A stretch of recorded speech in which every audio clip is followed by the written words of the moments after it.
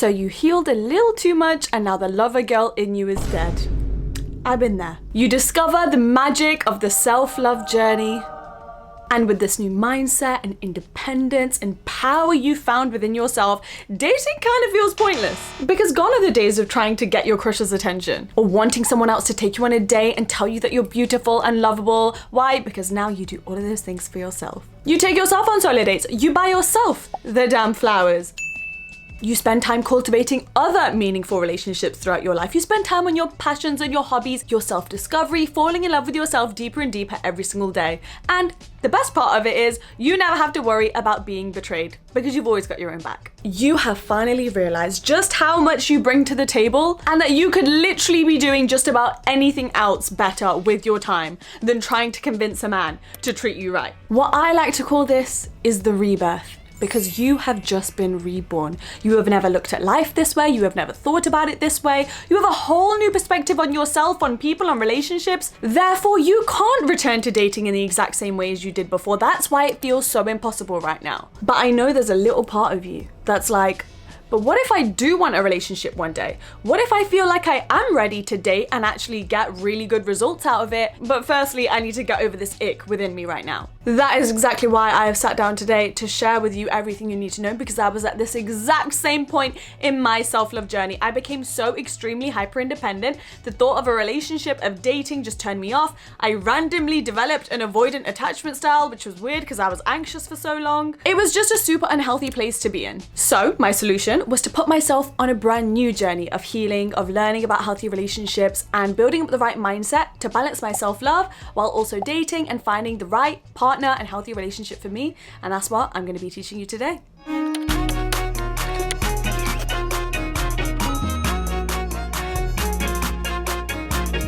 Not only did I live through everything I'm going to talk to you about today, but I am so knowledgeable on this because of the research and the experiences and the lessons I've learned through it that I could quite literally write a book on the topic of this video. Matter of fact, I kind of did. My self-help book, Buy Yourself the Damn Flowers, is the ultimate guide to loving yourself, and it is split into 3 different sections for a reason. The first section is understanding. It teaches you all about self-love and how to master it. Chapter 2 is healing. When you start experiencing those obstacles and those roadblocks in the middle of your self-love journey, how do you get through those? It deals with that. And then the third section is what we're just going to be dipping our toe into for this video, is reawakening. And it's got multiple chapters on different topics, one being just dating with your new self-love mindset, on how to navigate life now that you've been reborn, now that you have the self-love mindset that you never had before. And that is such an important part of the journey that no one ever talks about. So I highly recommend you guys check it out. This book is available worldwide. It's available in bookstores. It's available on Amazon worldwide. But I also just launched a special edition version of the book, which has all the chapters I just talked about, everything in the OG, plus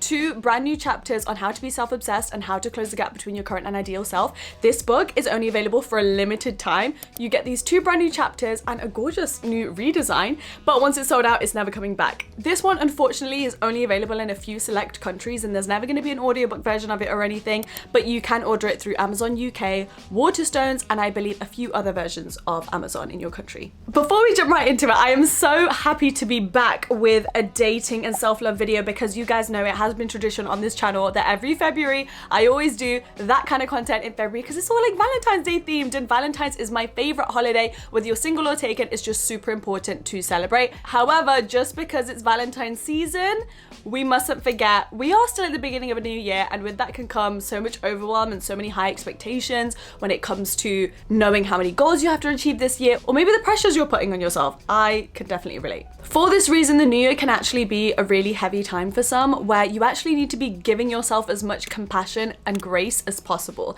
And if you struggle doing that for yourself, therapy is a great tool to just feel lighter in the new year. I always grew up being a big overachiever, and with that came a lot of self-doubt, feeling like everything fell on my shoulders and I always had to do everything myself, and for that reason I struggled in silence for so many years. I am so glad that a couple of years ago I was brave enough to pursue therapy, especially in a family where that wasn't normalized and no one had ever done it before and no one ever talked about it. But I can wholeheartedly say that therapy has been such a positive journey for me, giving me so many tools and insights that I couldn't have found on my own, and that I needed another opinion on the things that I was struggling with, because sometimes you need an outsider's perspective when you're so deep in your own situation or struggle. Throughout my therapy journey, I personally have always stuck with BetterHelp. I find it so easy and so convenient with my busy schedule, but I've also found the best results and the best therapists on the platform. They're also a trusted paid partner of mine and the sponsor of today's video. I think BetterHelp was so successful and efficient for me because when you go on the website, you fill out a questionnaire and you fill out all of your unique preferences in your situation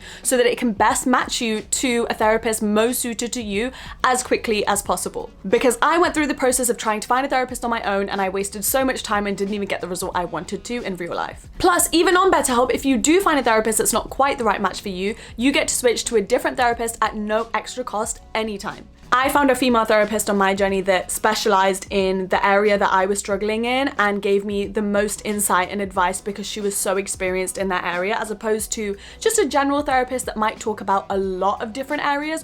She knew exactly what she was talking about. She made me feel so validated and I just felt like it was such a safe space to talk about this particular issue. And that is why I will always shout from the rooftops about BetterHelp. I have recommended them to so many of my friends. You guys can check them out as well using the link below in my description, which is betterhelp.com/Kaur, and that will actually get you 10% off your first month, so you can let BetterHelp support you in feeling lighter for 2026.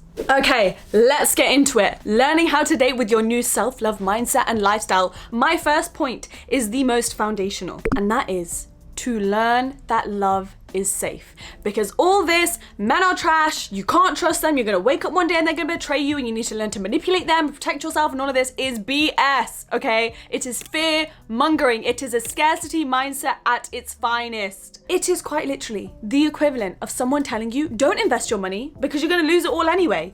What? About 90% of the things in this life is a gamble situation. That then doesn't mean you need to be worried every single day thinking you're always gonna lose out on a situation. Now that you've done all the inner work, okay, because that was the priority, you have to rewire the narrative and introduce yourself to a new perspective on relationships and dating, because a lot of the time the reason that we go on self-love journeys and we actually pour all this attention and work into ourselves is because we got hurt and burned by the dating scene, or maybe you got your heart broken and that's what led you to your self-love journey. While those negative sides are 100% valid, if that is all you think about and if that is all you believe, that is all you are ever going to attract. And that goes for literally anything in life. To give yourself the best possible shot at having a good, healthy dating experience and finding the best partner for you, you have to look at it in a loving way. You have to have full conviction in the belief that the man that is right for you wouldn't cheat on you and wouldn't betray you and isn't like every other guy out there. That of course there is somebody that is on your level and can bring as much to the table as you can and that will love and protect you. In a way, it's also a self-loving mindset. Now that you finally understand that you are so worthy of everything you want, it shouldn't be hard to rewire your belief system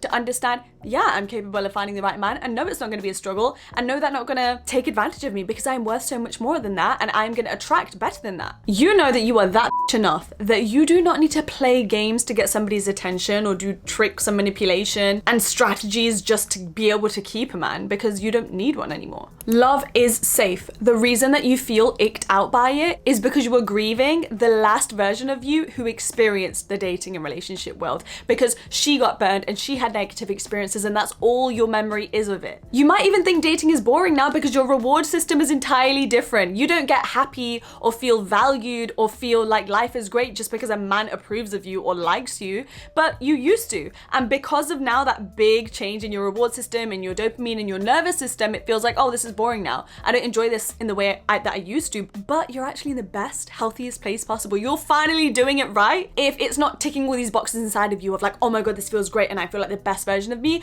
because you already realized how to be the best version of yourself when you were on your own. This links into step number 2, which is you need to condition your mind. It's because all you've been doing is conditioning your mind with thoughts of independence, self-love, and solitude for so long that your brain literally can't even imagine anything else right now. It's like that thing, right? If you're on a road trip and somebody says, how many yellow cars do you see? All of a sudden you see so many yellow cars because that's what your focus has been shifted to. But if at the end of the trip, after counting all those yellow cars, someone said, how many red ones did you see? You'd be like, huh? You wouldn't even know what's going on because that's not what your focus was directed to.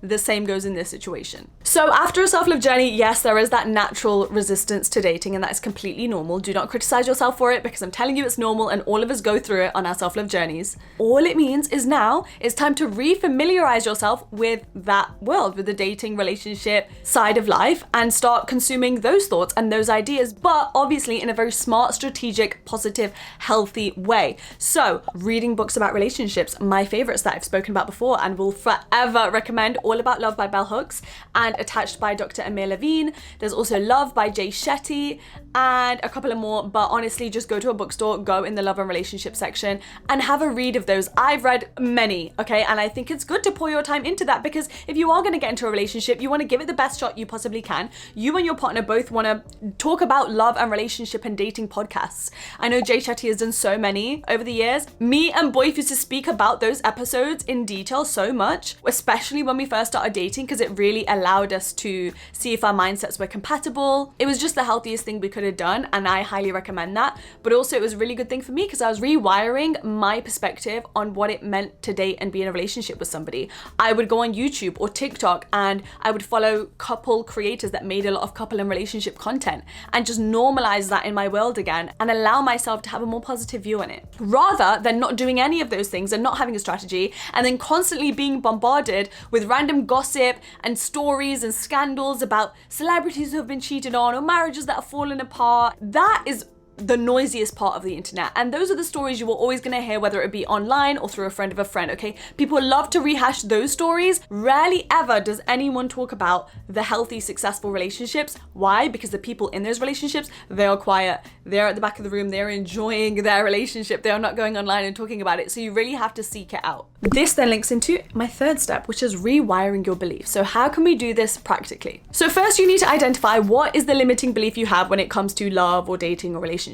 Let's say in this situation, your limiting belief is that men are not loyal. Step number 2 is for you to figure out what is the context behind this belief. For example, it could be because you watched your friend get cheated on and you saw all the aftermath of that and how much pain it caused her. Maybe it's because your parents got divorced. It could be something even more deep and subconscious, maybe something that happened to you in your childhood. Or it could literally be as basic as simple online stories and narratives and celebrity cheating scandals and opinions from, you know, influencers online and whatnot that you have internalized for so long. The next step is you need to do the work to be able to release that context, to not let it have a hold over you anymore. For example, it could be forgiving your dad for how he treated your mom, or maybe the breakdown of their relationship if that's relevant to you. Maybe it would be forgiving a past ex. Again, we forgive, we do not forget. This doesn't mean you have to be pally with them, but it means allowing yourself to process what happened, allow yourself to journal about it, go to therapy about it, and please give yourself so much grace and compassion when going through this process and being able to release any of that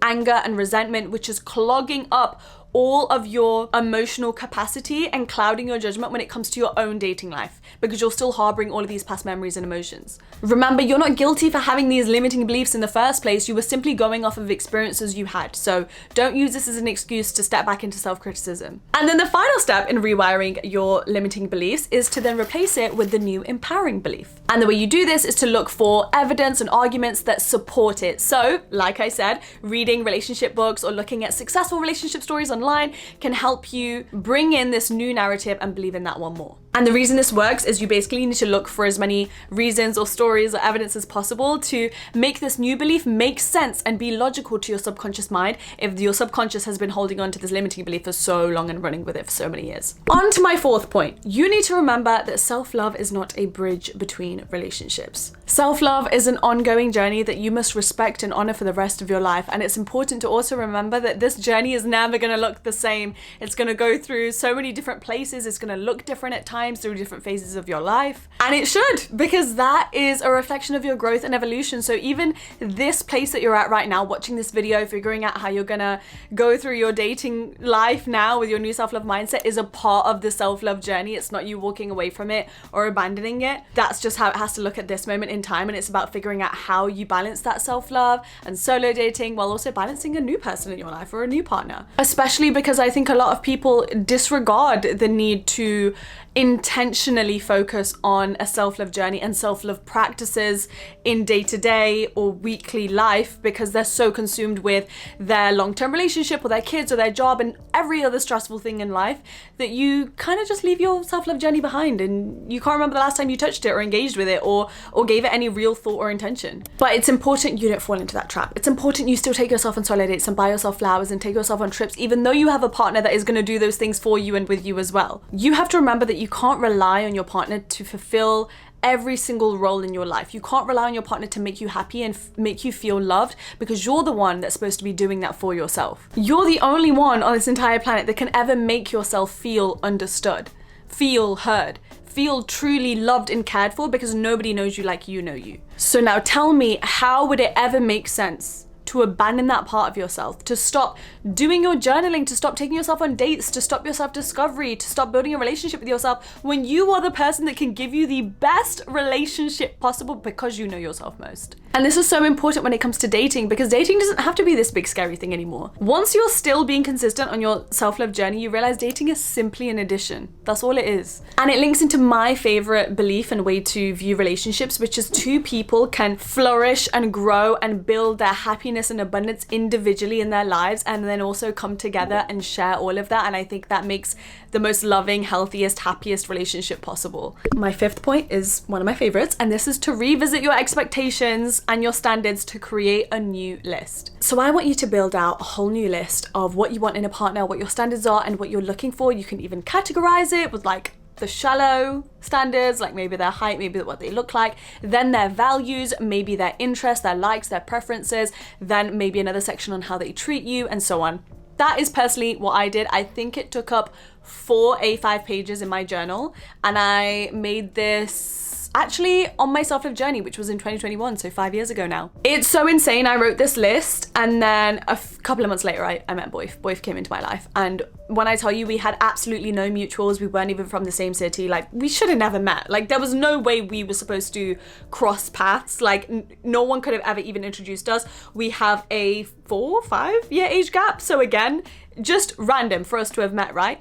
We met over a shared love of museums. That was literally our first conversation. That was one of the tick boxes on my list of standards, that I wanted somebody who was into books and museums because I weirdly had never dated anyone like that before, but it was really important to me. One of the main like first dates he took me to was the museum we were talking about, and he took me on a trip to London and we went there, and he literally ticked off every single thing on my list down to the height I wrote for him, down to the job, okay? In my little shallow list, I put, I would love for him to be in the creative field, and I was a bit more specific with what that job was. I won't share it on here though. And when I met Boyf, he didn't have that job at that current moment in time, and then a year into being together, he quit his job, started his own business, is now in the creative field, and I'm like, the list keeps coming true, okay? It's some sort of magical list, but I believe it's a magical list because I wrote it at a point in my life where I had such confidence and such self-belief and self-love, and I was like, these are my intentions, this is what I want.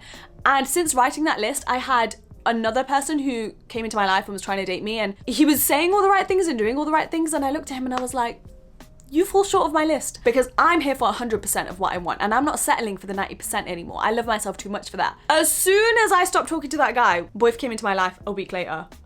It was a test from the universe that I passed because I stuck to my list of standards and I was not about to sacrifice that or settle for anybody. I get questions a lot about, you know, do I manifest a partner? Do I manifest love? Is that what you're into? Do you believe in that? I believe that you can manifest literally anything you want in this life. Whatever you want, you go for it, and I'm not here to judge that. My just personal opinion is when you can manifest anything you want in life, why would you manifest a man? I don't believe in actively manifesting a relationship, because I think manifest things for yourself, manifest for your career, for your happiness, for your mental health, for your family, for experiences and travels you want to go on, okay? But if a relationship is super important, then that's absolutely fine. I just prefer the standards list method. And even writing that list of standards and expectations is also a really great exercise in your self-love journey, because as you're writing them, it boosts your confidence, because you are assuring yourself that you are worthy of having somebody who ticks every single one of these boxes. You are worthy of having somebody like this in your life. And you are so confident in that fact that you can just move on with the rest of your day and know that it's coming. It's also really important to note that while many people do focus on like the aesthetics of their partner and, you know, all the things they're gonna get from their partner on the list, which is absolutely fine, it's also important to consider how this partner is going to show up in the relationship for like the really core important parts. For example, how does he handle conflict? How does he choose to communicate in difficult situations? How does he repair after making a mistake, or if you've had an argument in a relationship? How does he treat people when no one's watching? How does he respond to bad situations or just disappointment in his life? And so on. These are the questions you really need to answer to figure out who you're really looking for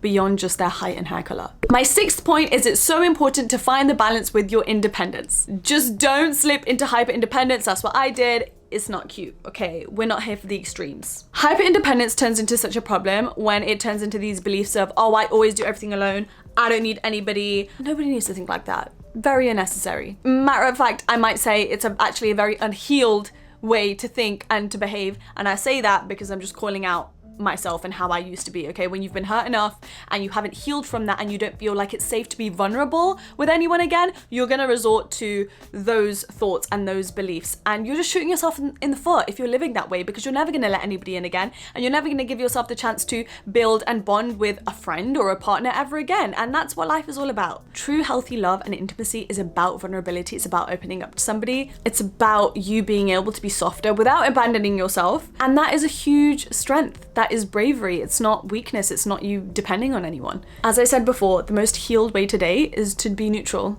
and to let it just be a stable, smooth journey where you're just curious without having to dive in and be too attached or too needy or rush into it too soon. That way, without giving it all this emotional weight and importance and intensity, you can make better, clearer, more logical decisions in the people that you choose to see again, or the conversations that you have, and honor your self-love and your needs. My 7th point is be prepared to be disappointed. I say this because there will be no more fireworks when you date. Dating after self-love isn't this huge, exciting bout of butterflies and feeling intoxicated with the love and the emotions and the feelings. It's very quiet and it's very safe and it's stable and it's neutral. Dare I say, maybe it's gonna be a little bit underwhelming because it's gonna feel that different to your pre-self-love dating life, when you were rushing into it, when it was exciting and when it was about, you know, wondering if somebody likes you or not, or whether they would even put in the time and effort to take you on a date. You're already aware of all of those things. You're aware of your value. You're not waiting for somebody to tell you that anymore. Because you're not waiting for those things, when somebody does compliment you or they want to take you on a date, it's not this exciting thing anymore. You're like, yeah, I know that's what I deserve. Plus, the kind of guys that give you the fireworks and the butterflies because they're love bombing you, you're not going to attract that kind of company anymore now that you have this different energy and this different mindset. It just doesn't work that way. Like, once your energy and your mindset changes, those people kind of just fall out of your bubble and fall out of your life, and you just won't attract those kind of people because you are not energetically aligned with them anymore. Instead, you are going to attract the nice guys that you think are a little bit boring but are actually really good candidates in considering for dating, because they're going to treat you right and they're serious and they're loyal and they are aligned with you, and that's why they're coming into your life. Don't fall into the trap of thinking boring equals wrong. I think boring is just the stage before it gets really, really, really good. And I think it should be boring at the start, when you are getting to know each other, when you are sussing each other out. You're thinking, how do you communicate? What are your values? Would I go on a second date with you? And then slowly, as you're figuring out more information about each other, as you're getting more aligned, as you are building a connection, that's when it gets really good. This is also why I always say, I think honeymoon periods are BS. I actually think the best part of a relationship, and the part you should really be excited for, isn't those first 2-3 months where you're in the honeymoon period. It's when you live together. It's when you get married, because truly when you're with the right person, it gets better every single day. Because with each day that passes, you know each other more, you've experienced more together, you've lived more life together, therefore you have more to fall in love with each other about. That's the new era of dating, when you have self-love, because you are picking the partner that is right for you.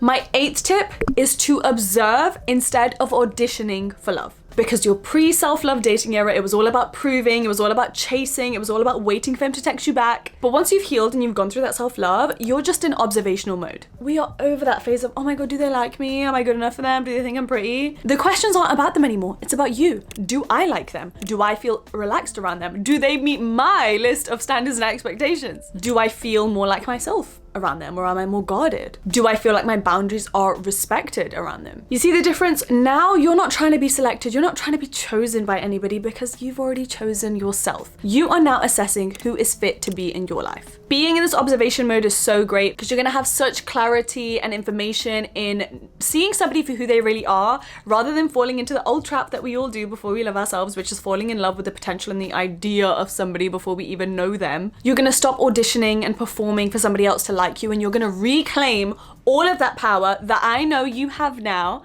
in making sure that you don't let anybody waste your time, and that you're gonna do yourself the best favor on the journey of dating. And lastly, before the video ends, I want to say something. Remember that the journey that you're going on right now in dating and finding romantic love, you are not the same girl that you used to be, meaning your experiences are going to be so very different. And it's not even so much about the type of person you're going to find and the conversations you're going to have. It's now about the confidence and the inner security and the self-assurance you exude that is going to change and set the tone of all of the experiences you have. You will never find yourself with low value, time-wasting men ever again. Your energy doesn't match that anymore. You will never attract the same experiences that you had before. Please trust that. Please know that the journey will be better now because you are better now, because you understand that you've always been good enough. And that brings us to the end of this video. Now that was truly just a sneak peek of the journey and the rebirth after self-love. I truly go into it way more in depth in my book, Buy Yourself the Damn Flowers. There's an entire chapter just dedicated to dating with self-love. It has many practical exercises